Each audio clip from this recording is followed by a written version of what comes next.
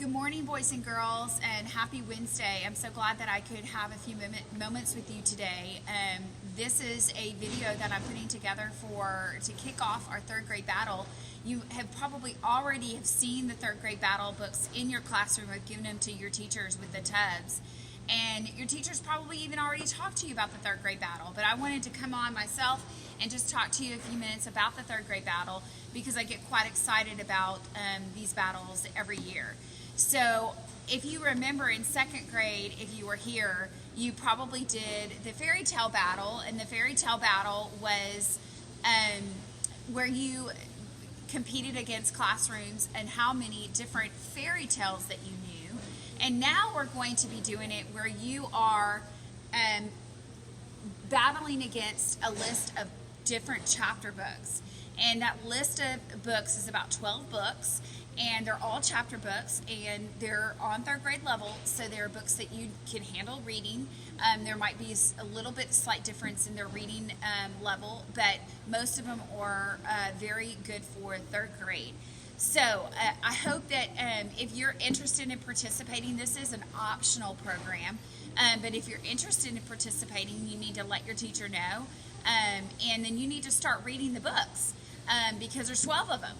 And so these are just a sampling of the books that we have. Also, your teacher will have this third grade Battle of the Books reading journal, and this is something you might use as you're reading the books to be able to take some notes so that you remember what the book is about. You would write down who it's by, you would tell me about the characters in the book, the setting of the book, a brief summary of the book, and some keywords that might help you to remember what this book is about. Because as you are battling, the questions are going to be things that are being taken straight from this book. So you want to make sure that you know you can read as many of the 12 books as you can. You may not read all 12 books, and that doesn't mean that you're not well versed, because on a battle team there's going to be 3 members, and all 3 members are going to have different knowledge of the different books. So 3 members might have read 6 of the books.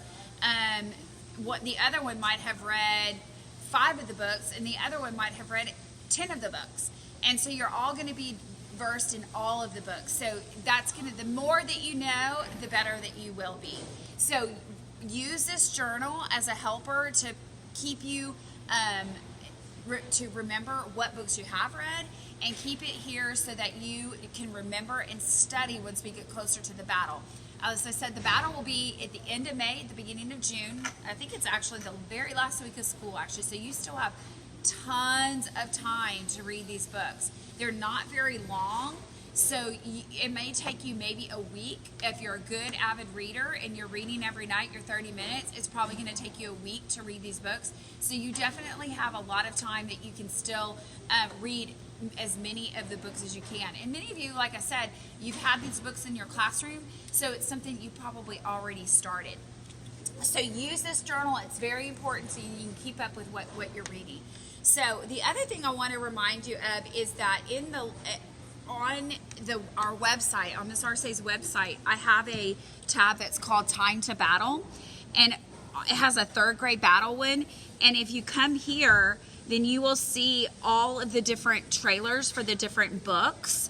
So one of my favorites is the Guinea Dog, and so I'm going to show you that trailer, and we're going to try to bring it up really close. You may not be able to hear it, but you can always play it again. Really want a dog. Dogs rock. They run alongside your bike. They catch frisbees. They sleep at the bottom of your bed. They protect you from intruders. They have even been known to save lives. Who wouldn't want a dog?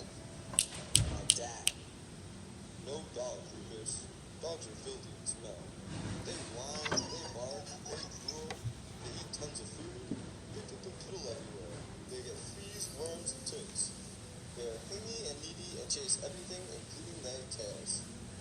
I wish I lived in a normal house with a normal dad, but having a dog was a normal part of growing up. I want a dog now.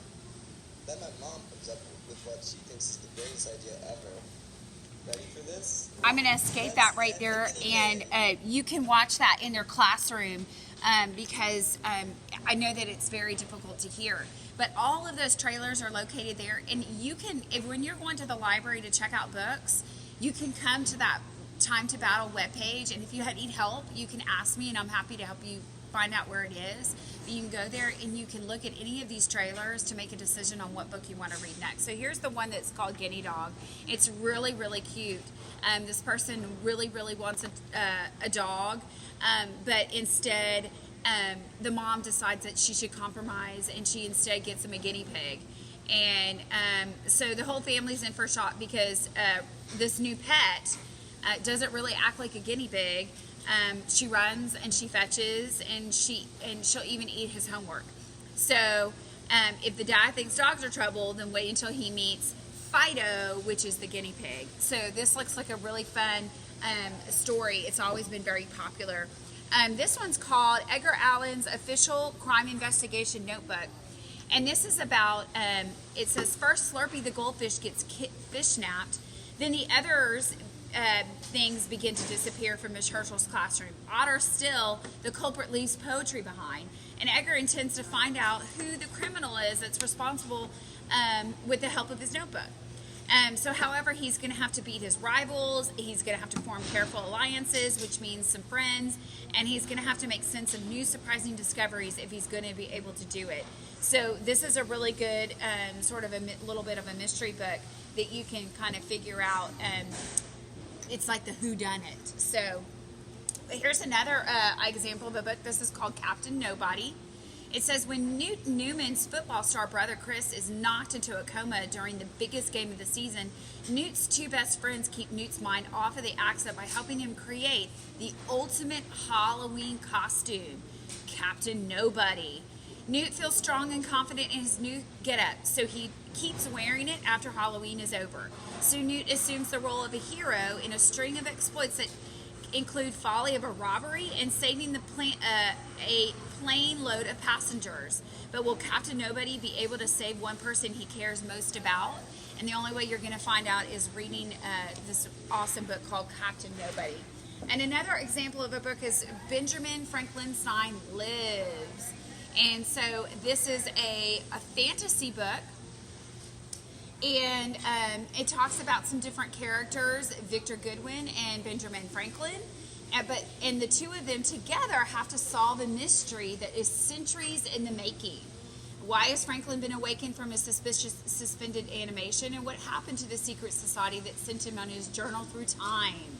So this looks like a really good going back in time fantasy about two characters, one living long ago and one living in the present. So again, you want to go to that webpage so that you can see the different trailers, but this is going to get you started. I'm excited about battles. I love battles, and I think we're going to have a really good time at the end of the year with it. It's a great end of the year activity, and I encourage y'all, whoever is interested in this participation, that you get the experience in 3rd grade, because in 4th grade the battle becomes even more interesting, because in 4th grade you battle in school, at this school, but then if you're a winner, then you go and you battle against other schools, and it becomes a big, huge district battle, and it's really cool to go to.